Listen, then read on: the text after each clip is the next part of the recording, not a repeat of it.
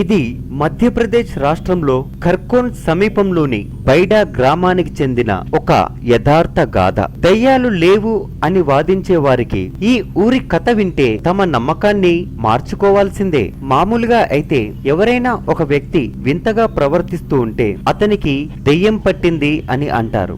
కానీ ఆ ఊరిలో ఒకేసారి 10 మందికి దెయ్యం పట్టింది. దాంతో ఆ 10 మంది దాదాపు 3 రోజుల పాటు వింత వింత అరుపులతో వికృత చేష్టలతో ఊరంతా కలియ తిరుగుతూ ఊరిలో ఉన్న జనాలని భయభ్రాంతులకు గురి చేస్తూ చివరికి ఎవరో తమ ప్రాణాలని లాక్కుంటున్నట్టుగా గిలగిలా కొట్టుకుంటూ చనిపోయారు. వీరి చావుకి ఖచ్చితంగా ఏదో దెయ్యమో లేదా ఏదైనా క్షుద్రశక్తో కారణమని బలంగా నమ్మిన గ్రామస్తులు బైడా గ్రామానికి సమీపంలోనే ఉన్న ఖర్గోన్ కి వెళ్లి అక్కడి నుండి ఒక మంత్రగాడిని తీసుకుని వచ్చారు. ఆ మంత్రగాడు ఊరంతా పరిశీలించాడు. అంతా కలియ తిరిగాక ఈ ఊరికి దెయ్యం పట్టింది అని చెప్పాడు.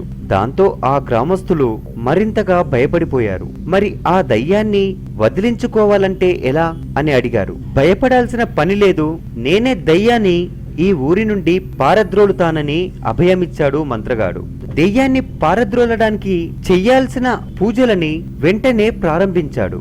గ్రామస్తులందరూ అతను చేసే పూజలను భయంగా చూస్తుండిపోయారు. సరిగ్గా అరగంట వరకు ఆయన పూజలు సజావుగానే సాగాయి. కాని అరగంట తరువాత ఉన్నట్టుండి ఆ మాంత్రికుడు కూర్చున్న చోటులో పెద్దగా మంటలు రేచాయి. ఆ మంటలు మాంత్రికుడి వస్త్రాలకి అంటుకోవడంతో ఒక్క ఉదుటున పైకి లేచి మంటల నుండి తనని తాను రక్షించుకోవడానికి ప్రయత్నిస్తూ అలాగే పరుగందుకున్నాడు. అలా పరుగుపెట్టిన మాంత్రికుడు ఏమయ్యాడో తెలియదు. అసలు ఆ మాంత్రికుడు మళ్లీ ఆ గ్రామస్తులకి కనిపించలేదు, వెనక్కి తిరిగి రాలేదు. ఈ సంఘటన జరిగిన తరువాత ఆ ఊరి గ్రామస్తులలో ఒకరిద్దరు వింతగా ప్రవర్తించడం, అనుమానాస్పద రీతిలో చనిపోవడం మామూలైపోయింది. ఇది దెయ్యం పనే అని నమ్మిన గ్రామస్తులు మళ్ళీ ఎవరో మంత్రగాడిని తీసుకురావడం, అతను పూజలు ప్రారంభించిన అరగంట తరువాత అతని ఒంటి చుట్టూ మంటలు వ్యాపించడం, అతను ఆ మంటలు ఆర్పుకుంటూ పరిగెత్తుతూ అదృశ్యమైపోవడం జరుగుతూ వస్తుంది.